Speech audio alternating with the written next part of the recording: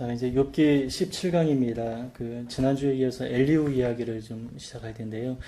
오늘 끝내려고 해보니까 좀 내용이 너무 많더라고요. 그래서 다음 주까지 엘리후 이야기를 좀 마치도록 하겠습니다. 엘리후 이야기에 지난주 특징이 있다라고 좀 이야기를 했는데요. 친구들이 말하는 어떤 뭐라고 하죠? 패턴이 있었죠. 친구들은 너가 죄를 지어서 고난을 당하는 거다, 심판을 당하는 거다. 그런데 이제 엘리후도 욥을 막 지적하는 면이 있어요.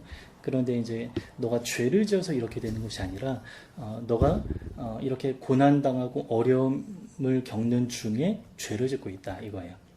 그러니까 원인이 죄 때문에 고난이 아니라 고난 중에 죄를 짓고 있는데, 이게 어떻게 좀 신앙의 관점에서 보면 이제 고난과 막 그런 어려움 중에 우리 안에 있는 좀 깊은 곳에 있는 찌꺼기나 뭐 이런 것들이 하나님 앞에 좀 드러나고 좀 이렇게 순결하게 되어지는 어떤 그런 과정이다. 근데 어쨌든 그런 것들이 이제 욥에게 많이 이렇게 드러나는 중이다. 이거를 조금 순화시켜서 표현하면 그런데, 어쨌든 엘리후는 이 과정 중에 너가 죄를 짓고 있다, 이렇게 좀 이야기를 했죠. 근데 지난주에 이제 욥과 또 하나님, 엘리후 이 삼각 관계에 대해서 좀 이야기를 했어요. 욥은 하나님 앞에 좀 자신의 이렇게 감정 있는 그대로 걸러지지 않고 하나님 앞에 다 이렇게 좀 토해냈는데, 하나님은 그 모든 이야기를 받으신다고 했어요. 그런데 엘리후는 이제 사람의 입장에서 우리가 하나님 앞에, 사람으로서 하나님 앞에 그렇게 이야기하면 안 된다, 이런 관점이다라는 거예요. 그래서 엘리후는 지적했는데 하나님은 이제 욥을 품어주셨다. 그래서 하나님의 관점에서 욥도 품어주시면서 엘리후의 이야기도 맞다, 이렇게 좀 됐다라는 것이죠. 이 두 가지 이야기를 좀 잘 좀 이해를 하면 좋을 것 같고요. 엘리후의 연설의 특징은 네 가지 연설이 있다고 했습니다. 우리 지난주에 첫 번째 연설을 마쳤고요. 이제 네 가지 연설이 이어지는데, 새 친구하고의 어떤 연설이라기보다 논쟁이었죠. 그거는 이제 계속 이제 주고받는 그런 과정 속에 있었어요. 그런데 엘리후는 네 가지 연설을 처음부터 끝까지 쭉 했다. 그래서 이 네 가지 연설을 하는 중에 누가 끼어들지 않았다라는 것이죠. 끼어들지 않았다라는 것은 수긍했다라는 거죠. 받아들였다. 그래서 누가 받아들였냐? 욥이 받아들였을 뿐만 아니라 새 친구도 받아들였다. 이렇게 좀 봐야 된다. 그렇게 좀 볼 수 있을 것 같습니다. 자, 이제 두 번째 연설의 주제는 하나님이 공정하신가라는 주제인데요. 우리 말씀 보면서 한번 좀 봅시다. 자, 1절 보면 엘리후가 말하여 이르되 지혜 있는 자들은 내 말을 들으며 지식 있는 자들은 내게 귀를 기울이라. 입이 음식물의 맛을 분별함 같이 이렇게 좀 맛있고 맛 없는 것들을 분별하고 먹고 삼키지 않는 뭐 이런 것들이 이제 나타나는 거죠. 이제 귀도 마찬가지다. 귀는 듣는 말을 분별한다. 이제 우리 시대에 이제 이런 표현들이 사실 없잖아요. 근데 너무 이렇게 적절한 표현인 것 같아요. 그러니까 이 언어, 이 수사 뭐 이런 것들이 굉장히 좀 고대에도 많이 발달해 있었다. 이런 거를 좀 우리가 좀 엿보게 됩니다. 우리가 정의를 가려내고 무엇이 선한가 우리끼리 알아보자. 그래서 정의에 대해서, 선에 대해서, 정의와 선, 이것이 무엇인가 우리가 좀 함께 알아보자, 이렇게 좀 이야기를 합니다. 욥이 말하기를 내가 의로우나 하나님이 내 의를 부인하셨고, 욥의 이야기입니다. 그러니까 엘리후가 욥의 이야기를 인용하면서 먼저 말하고 이것이 잘못됐다, 이렇게 말하는 것이죠. 욥이 이렇게 말했습니다. 내가 의로우나 하나님이 내 의를 부인하셨고 내가 정당함에도 거짓말쟁이라고 하셨고, 그러니까 욥은 나는 정당하지만 하나님이 나를 잘못 판단하셨다. 그러면 하나님이 잘못 판단하셨다 그러면 하나님의 정의는 굳게 되는 거죠. 하나님 공의로운 분이 아닌 게 되는 거죠. 욥이 이렇게 말했다라는 거예요. 나는 허물이 없으나 화살로 상처를 입어노라. 그러니까 의로운 사람한테 하나님이 이렇게 좀 화살을 쐈다, 관역 삼았다. 욥이 굉장히 많이 반복해서 말한 겁니다. 7절. 어떤 사람이 욥과 같으랴. 욥이 비방하기를 물 마시듯 하며 악한 일을 하는 자들과 한패가 되어 악인과 함께 다니면서 이르기를 사람이 하나님을 기뻐하나 무익하다 하는구나. 그래서 욥의 말을 좀 굉장히 냉정하고 신랄하게, 우리 첫 번째 연설의 어투하고는 조금 달라요. 첫 번째 연설에서 굉장히 겸손하고 한번 얘기해보자, 그리고 할 얘기 있으면 해라, 뭐 이런 식으로 이렇게 좀 함께 대화해보자, 이런 어떤 태도로 이렇게 좀 얘기를 했는데, 두 번째 연설에서는 조금 냉정해집니다. 그리고 신랄해집니다. 그래서 욥이 하나님을 이제 비방했다. 이제 욥 자신 자기 중심적으로 하나님을 판단했다. 이렇게 좀 이야기를 했는데 그 모습이 굉장히 악한 모습이다. 이렇게 이제 엘리후가 지적합니다. 10절 그러므로 너희 총명한 자들아 내 말을 들으라. 하나님은 악을 행하지 아니하시며 전능자는 결코 불의를 행하지 아니하시고 사람의 행위를 따라 갚으사 각각 그의 행위대로 받게 하신다. 그래서 하나님은 이제 그런 분이 아니다. 뭐 아주 당연한 이야기를 좀 하고 있죠. 진실로 하나님은 악을 행하지 아니하시며 반복합니다. 전능자는 공의로 굽히지 아니하시느니라.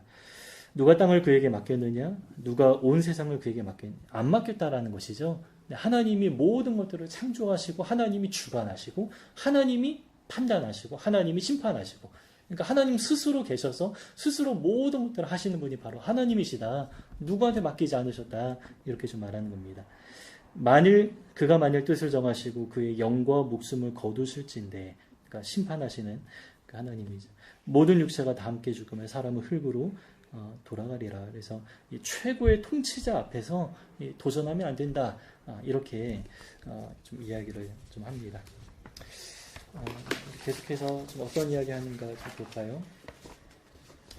지금까지 했던 이야기는 우리 제목이 더 넓은 청중에게라는 제목으로 지금 얘기를 했어요. 그러니까 지금 이 이야기는 이제 많은 사람들에게 얘기한 거겠죠. 그래서 그 자리에 있던 사람들이 누가 있는지 모르겠지만 욥과 세 친구는 있었습니다. 그렇게 좀 이야기를 했고, 자, 이어지는 내용은 이제 욥에게 이야기를 합니다. 이제 단수로 이제 전환이 되는 것이죠. 만일 내가 이제 너 욥 한 사람에 대해서 말합니다. 총명이 있거든 이것을 들으며 내 말소리에 귀를 기울이라. 정의를 미워하시는 이시라면 어찌 그대를 다스리시겠느냐. 의롭고 전능하신 이를 그대가 정죄하겠느냐. 이렇게 안 된다라는 것이죠.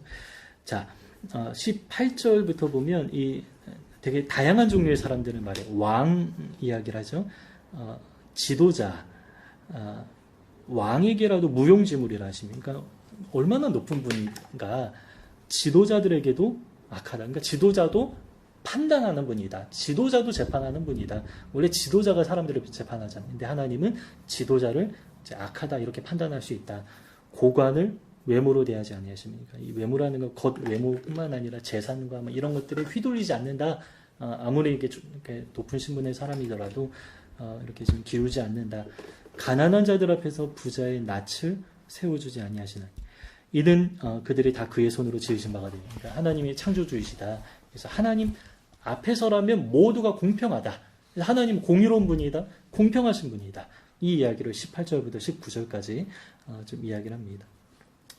자, 20절 보면 그들은 한밤중에 순식간에 죽나니 이제 하나님 갑자기 이제 심판하실 수도 있다. 백성은 떨며 사라지고 세력있는 자도 사람의 손을 빌리지 않고 제거함을 당하느니라.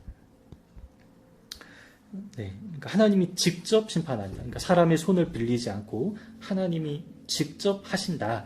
이렇게 좀 이야기를 하죠. 그래서 그 앞에서 우리가 좀 바른 태도로 있어야 된다. 자, 21절부터 보면요.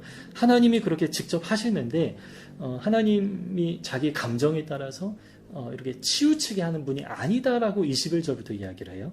그는 사람에게로 주목하시며, 그러니까 아신다라는 거예요. 그러니까 주목은 정말 집중해서 관찰하는 거잖아요. 그래서 그의 모든 것들을 하나님이 알고 계시다. 이렇게 좀 이야기를 하는 거예요. 그리고 사람의 모든 걸음을 감찰하신 하나님. 그러니까 모든 걸음, 모든 행한 것들을 다 알고 계신다. 하나님 감출 수가 없다. 하나님 앞에서는 이게 다 드러나게 된다. 행악자는 숨을 만한 흑암이나 사망의 그늘이 없느니라. 그러니까 숨을 수 없다. 이렇게 말하죠. 근데 세상에서는 많이 숨기죠. 권력자들도 엄청 숨깁니다. 뭐 이렇게 요즘 뉴스에 막 이렇게 여러 가지 것들이 드러나지만 그럼에도 숨은 것들이 굉장히 많이 있을 거예요. 그러나 하나님 앞에서는 그렇지 않다.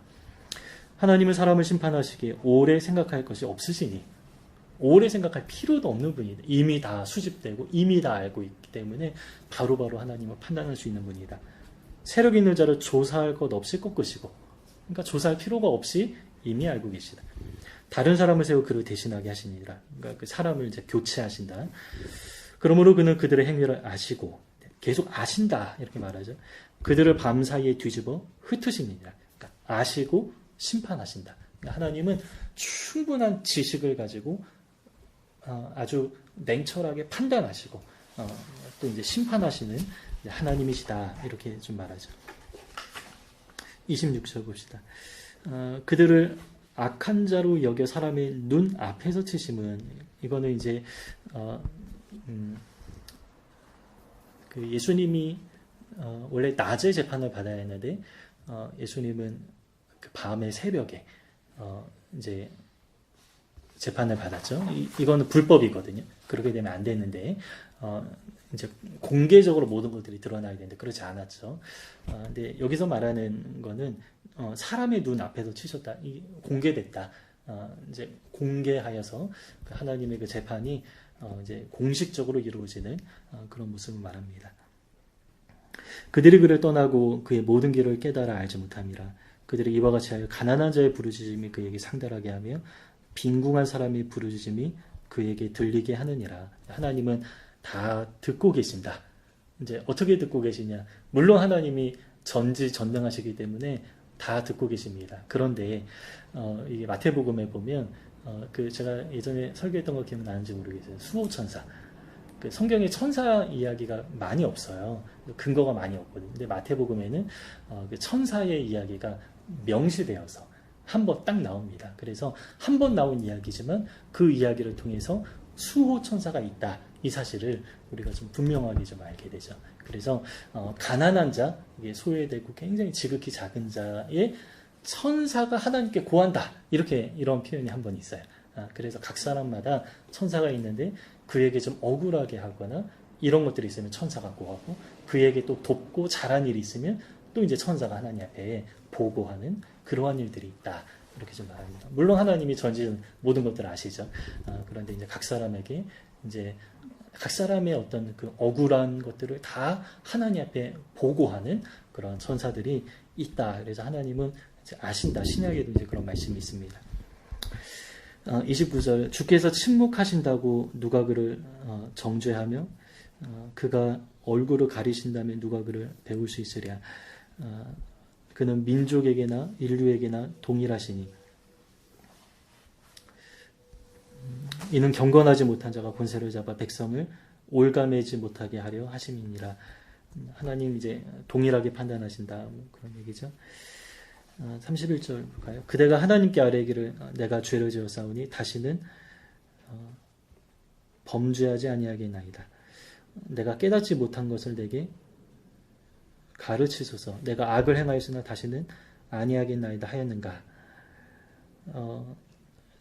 그렇게 안 했다라는 거죠. 맞나요?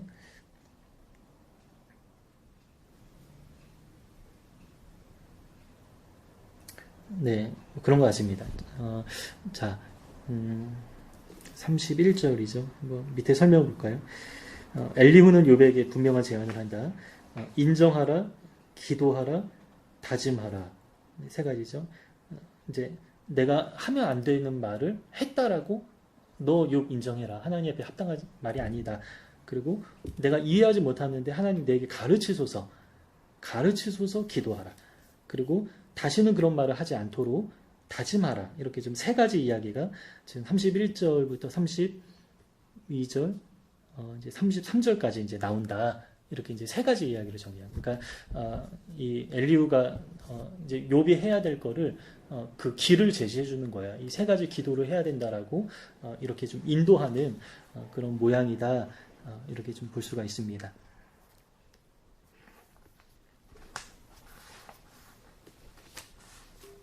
네, 우리 34절부터 좀 볼까요?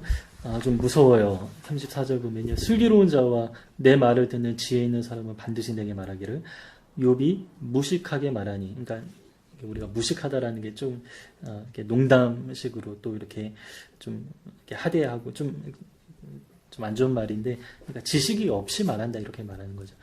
그의 말이 지혜롭지 못하도다 하리라. 나는 욥이 끝까지 시험 받기를 원하노니. 그러니까 이 태도로 견제하고 있다면 욥이 끝까지 시험 받기를 원한다. 왜냐하면 그 대답이 악인과 같다. 그가 그의 주에 반역을 더하여 우리와 어울려 손뼉을 치며 하나님을 거역하는 말을 이제 많이 했다. 그래서 이제 만약에 위에 세 가지 돌이키면서 이러한 기도를 하지 않는다면 욥이 끝까지 시험 받기 원한다. 이렇게 엘리후가 아주 심각한 경고를 좀 하고 있습니다. 자, 우리 이제 세 번째 연설입니다. 여기서 선에 대해서 좀 이야기를 하는데요. 우리 지금까지 본 바에 의하면 욥이 이 번영복음, 이게 번영 신학은 욥기 1장부터 좀 등장한 내용이었어요. 그래서 하나님도 번영복음을 거절하셨고 사탄도 이제 번영복음이 잘못된 것이다라고 알면서 욥이 번영 때문에 하나님을 신앙하는 것이 아닙니까? 이런 식으로 말이죠. 그런데 하나님은 아니다. 그래서 이 번영복음이 잘못되었다라는 것을 누가 알아요? 하나님도 알고 사탄도 아는 겁니다. 그리고 욥조차 이 어떤 번영 때문에 하나님을 섬기는 것이 이제 아니다라고 우리가 지금까지 쭉 이야기를 해왔고 욥이 그걸 알고 있어요. 그런 고백들이 많이 있었습니다. 그런데 이 35장에서는 이제 욥이 번영에 대한 어떤 그 기대감이 좀 어느 정도 좀 자리에 있다. 이것이 좀 드러나는 거예요. 자, 아까 제가 서두에 그 이야기를 했습니다. 우리가 고난과 연단받는 중에 순과 금과 은의 순도가 높아지죠. 찌꺼기를 막 이렇게 걸러내면서 이제 순도가 높아지는 그런 과정이 있다라고 했는데 바로 이 과정이 아닌가 싶은 그런 생각이 들어요. 근데 욥은 또 아니다라고 말했지만 그 마음 깊은 곳에 있는 이제 번영에 대한 기대감이 조금씩 좀 드러나 있는 그런 내용들이 조금 이렇게 나옵니다. 그래서 고난 중에 신앙의 순도가 높아진다. 찌꺼기들이 드러나서 제거되고 처리해야 된다. 뭐 이런 것들을 우리가 좀 보게 되는 것이죠.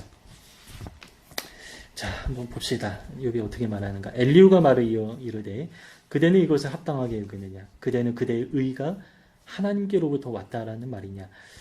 그대는 그것이 내게 무슨 소용이 있으며 범죄하지 않는 것이 내게 무슨 유익이 있겠느냐고 묻지만은, 자, 이게 무슨 말이에요? 내가 범죄하지 않고 의롭게 살아가는 것에 유익이 없다, 이렇게 좀 묻는 것이죠. 그러면 이게 무슨 말이에요? 경건하게 살아가면 유익이 좀 있어야 되지 않는가? 이 말이 포함된 거예요. 그러니까 그 암시가 있는 것이 경건하게 살아가면 어떤 유익이 좀 있어야 되지 않는가? 이러한 마음으로 이렇게 좀 말했다라는 것이죠. 그래서 이제 이 욥의 어떤 그 묻어나 있는 그런 좀 세속적인 모습이 여기서 좀 드러났다. 이거를 우리가 조금 보게 됩니다.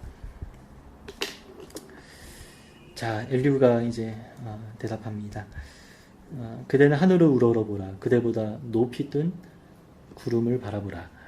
그대가 범죄한들 하나님께 무슨 영향이 있겠으며 그대의 악행이 가득한들 하나님께 무슨 상관이 있겠으며 그대가 의로운들, 자, 6절에서는 우리가 죄인이어도 하나님께 상관이 없다. 7절에서는 의로와도 하나님이 그것 때문에 우리를 보상하는 분이 아니다. 그러니까 하나님이 우리가 의롭게 행한다고 하나님이 우리한테 뭘 우리에게 빚진, 그래서 우리에게 당연히 뭘 해야 되는 그런 상황이 아니라는 거예요. 그러니까 우리가 의롭게 행하면 하나님이 나한테 빚져가지고 하나님이 나한테 뭘 대신 보상해줘야 되는 그런 분이 아니다. 죄인이어도 하나님 영향 없고 우리가 의로워도 하나님 영향 없다. 우리 악인과 악과 의, 이거는 누구한테 영향을 미치는 거죠? 우리 사람과의 관계 속에서 영향을 미치는 거죠. 근데 이제 하나님께는 우리 사람이 뭐 그런다고 하나님께 무슨 영향이 있냐? 하나님은 지존자이시고 변함이 없는 분이고 우리로 인하여서 하나님께 영향을 끼친 이런 것들은 없다. 가장 높은 분이다. 이렇게 말하죠. 8절. 그대의 악은 그대와 같은 사람에게나 있는 것이요. 그러니까 이제 사람에게만 영향을 미치는 것이다. 그대의 공의는 어떤 인생에게도 있느니라. 그래서 이제 사람과의 관계 속에서 이렇게 좀 하는 것이지, 우리가 의롭게 살아간다고 하나님이 우리한테 뭔가 빚져서 우리한테 보상해 줘야 되는 그런 분이 아니다. 그래서 이 문단의 마지막 설명을 보면 하나님의 초월성, 자존성, 불변성을 제대로 이해하지 못한 결과다. 사람에게 영향을 받는 분이 아니다 라는 것이죠. 자, 두 번째 대답을 봅시다. 대답을 기대하지 말라. 이게 무슨 의미일까요? 사람은 핫대가 많음으로 부르짖으며 군주들의 힘에 눌려 소리치나 나를 지으신 하나님은 어디 계시냐고 하며 밤에 노래를 주시는 자가 어디 계시냐고 말하는 자가 없구나. 자, 9절에서는 부르짖는다, 소리친다 이렇게 말했죠. 그런데 10절에서는 없다라고 말해요. 이게 무슨 말일까요? 자, 부르짖고 소리치면 그런 사람이 있는 거잖아요. 그죠? 부르짖고 소리를 쳤어요. 그런데 10절에서는 그런 사람이 없다. 이 말은 뭐냐면 우리의 어떤 그 부르짖음과 기도는 다르다. 부르짖고 막 하나님께 원망하면서 막 소리치는 사람들은 있지만 하나님께 바른 태도로 기도하는 사람은 없다. 이런 말입니다. 그래서 10절 다시 한번 보면 나를 주신 하나님 어디 계시냐며 밤에 노래를 주신 자가 어디 계시냐고 말하는 자가 없구나. 그래서 이 기도의 태도에 대해서 좀 이야기를 하는 것입니다. 땅의 짐승들보다도 우리를 더욱 가르치시고 하늘의 새보다도 우리를 더욱 지혜롭게 하시는 이가 어디 계시냐고 말하는 이도 없구나. 이렇게 여기는 땅의 짐승과 하늘의 새와 우리 사람을 좀 구별하는데요. 사람과 동물의 그 구별된 점이 영이 있다라는 것이죠. 그래서 그 동물에는 영이 없습니다. 혼은 있죠. 그래서 동물들이 생각을 하죠. 그리고 자기 판단도 하죠. 그리고 동물의 감정도 있죠. 이게 혼이 있다라는 거예요. 지정의가 동물에게 있는 거예요. 물론 사람보다 훨씬 약하지만 있습니다. 근데 이제 동물에게 영이 없는 것이죠. 그래서 영이 없다라는 것은 이제 뭘 못한다? 기도를 못한다. 그러니까 기도하는 동물 있을까요? 위험에 처했을 때 기도하는. 그냥 본능대로만 하는 것이죠. 학습된 대로, 본능대로 이렇게 위험에 처신을 하는데 우리 사람은 믿지 않는 사람일지라도 정말 위급한 상황에서는 하나님을 찾는다. 그래서 뭐 그 하나님이 누군지 모르지만 그러니까 어떤 신을 자꾸 찾게 되는 그런 사람의 본성이 있다라는 것입니다. 그래서 이 동물과 새와 이 사람을 구별하는 이 기도와 관련돼서 계속 좀 이야기를 하는 것입니다. 그래서 우리가 이렇게 다르게 피조되었는데 다르게 피조되었다라면 하나님 앞에 기도하는 사람이 되어야 된다. 그냥 단순히 소리만 치고 막 원통하고 부르짖기만 하는 것이 아니라 하나님 앞에 바른 태도로 기도하는 그런 사람이 되어야 된다. 이렇게 좀 이야기를 하는 것이죠. 네, 12절 볼까요? 그들의 악인을 교만으로 말미암아 거기에서 부르짖으나 대답하는 자가 없으면 이게 하나님이 대답을 안 하신다. 하나님이 대답을 안 하신다. 그래서 하나님이 어떤 기도 응답하시지만 그리고 우리가 바른 태도로 기도해야 될 것들이 있지만 하나님이 거절하시는 것이 있다. 헛된 것. 자, 그 거절하는 것이 바로 헛된 것이라고 말하는 것이죠. 헛된 것은 하나님이 결코 듣지 아니하시며 전능자가 돌아보지 아니하심이라. 하물며 말하기를 하나님을 배울 수 없고 이래 판단하시는 그 앞에 있으니 나는 그를 기다릴 뿐이라 말하는 그대일까 보냐. 아니다. 그 욥의 태도가 잘못됐다. 당신의 기도 하나님이 들으실 수 없다 이렇게 말하는 것이죠. 너무해. 근데 실제로 욥의 항변에 대해서 하나님이 대답 안 하셨어요. 그죠? 나중에 38장부터 42장까지 보면 대신에 하나님이 요구하신 것이 있죠. 너 누구냐? 내가 누군지 아냐? 요것만 줄기차게 5장에 걸쳐서 말씀하세요. 그래서 그 하나님과의 관계, 바른 관계를 다시 회복하라. 이거를 말씀하신 것이죠. 근데 너무한다 이렇게 좀 말할 수도 있는데 근데 하나님이 어떤 분인가를 우리가 안다면 그 앞에서 우리의 태도를 좀 점검해야 되는 것은 사실은 바른 거예요. 그러니까 엘리후가 이거 교정해 주는 거예요. 근데 헛된 건 아니잖아요. 네. 그러니까 하나님 앞에서 헛되다 이렇게 말할 수는 없겠지만 그러니까 엘리후 입장에서는 헛되다 이렇게 말할 수 있겠죠. 헛된 것은 하나님이 결코 듣지 않으시면. 네. 자, 엘리후 입장에서 이렇게 말했습니다. 그 입장 차이로 우리가 좀 얘기를 해야 될 것 같아요. 이렇게 하면 안 돼. 그러나 하나님은 좀 품어주시는. 그리고 물론 대답하지 않으셨지만 욥의 그 많은 그 항변에 대해서 심판도 안 하셨어요. 그죠? 그러니까 받으셨다라는 거예요. 그러나 침묵하실 뿐이죠. 사실 하나님 대답할 필요가 없는 그런 내용이 하나님 입장에서는. 그래서 이건 엘리후의 입장이다. 그래서 엘리후의 판단이지 하나님의 어떤 그 판단은 아니다. 그래서 우리가 사람의 입장에서 좀 냉정하게 말하는 거예요. 그러니까 엘리후는 어떻게 보면 하나님을 변호하는 사람 이렇게 좀 봐야 될 것 같습니다. 그래서 하나님은 다 말하지 않으신데 그래서 대신 엘리후가 앞에서 하나님의 마음, 하나님의 입장을 좀 변호하면서 이제 요백에 가르치는 그런 모습이다 이렇게 좀 볼 수가 있겠습니다. 자, 15절. 그러나 지금은 그가 진노하심으로 벌을 주지 아니하셨고 악행을 끝까지 살피지 아니하셨으므로 그러니까 그러나 지금은 근데 욥이 지금 벌 받았잖아요. 그러니까 벌이 아니라 하나님의 고난이 있는데 이제 엘리후가 여기서 말하는 거는 그 욥이 최종 심판 받지 않았다. 욥이 아직 죽지 않았다. 뭐 이런 관점인 것 같아요. 그죠? 그래서 아직은 하나님의 진노와 벌을 받지 않았고 아직은 다 끝나지 않았다. 끝까지 살피면 끝나는 거죠. 근데 아직은 끝나지 않았다. 그래서 최종 심판은 받지 않았다. 그래서 너가 지금 하나님의 그 무서운 그 심판이 없기 때문에 너 지금 이렇게 헛된 말을 많이 하는 이유가 그 하나님의 무서운 앞에 심판대 앞에 안 섰기 때문에 지금 이렇게 헛된 말을 많이 한다. 이렇게 말하는 겁니다. 자, 오늘은 여기까지 좀 하도록 하죠. 여기 저자가 여기 뒤에 설명을 보면 누가복음 18장의 과부 이야기를 좀 했어요. 우리 말씀성회 때도 과부 이야기를 좀 들었는데요.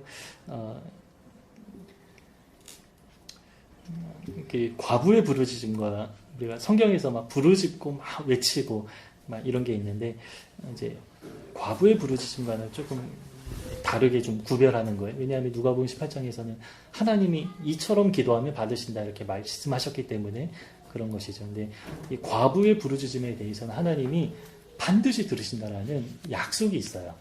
그래서 과부의 원한을 갚아주시고 과부의 억울한 것들을 갚아주신다라는 그 율법이 너무나 분명히 있기 때문에 과부의 기도는 어떤 기도입니까? 제가 지난번에도 얘기했는데 과부의 기도는 말씀에 근거한 기도입니다. 그래서 누가복음 18장을 근거로 그냥 막 기도해라. 그냥 막 서울대 그냥 기도 제목 있으면 그냥 기도하면 됩니다.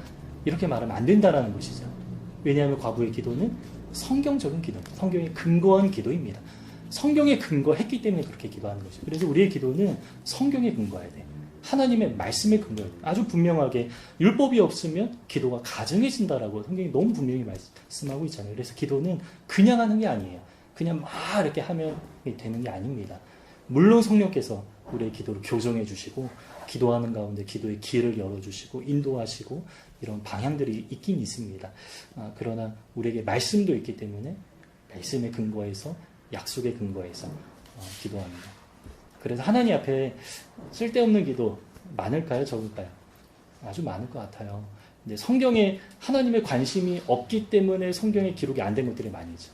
그런데 우리의 관심은 뭐예요? 성경에 기록되지 않은 다른 것들에 막 관심이 있고 욕심이 있기 때문에 사람들은 어떻게 생각합니까? 성경에는 내 관심과 관련된 내용이 없다. 성경은 충분하지 않다 생각하고 성경 대신에 뭘 쫓아가요? 체험을 쫓아가는 거예요. 누가 간증하면 이랬다더라. 그러면 거기 막 우르르 이렇게 쫓아가가지고 거기에 막 마음의 감동을 받고 이런 식으로 사람들이 막 이렇게 말씀보다 체험 이런 식으로 가는 거예요. 그런데 말씀은 충분합니다. 말씀 완전합니다. 말씀에는 모든 것이 있습니다. 그러나 하나님이 관심이 없는 것도 있는 거예요. 하나님이 쓸데없다라고 여기는 것도 있다라는 거예요. 근데 우리는 거기에 막 관심을 가지면서 말씀이 충분하지 않다. 우리 중심으로 하나님의 말씀을 평가하는 것이죠. 아주 잘못된 것이죠. 그래서 우리의 기도도 교정이 돼야 돼요.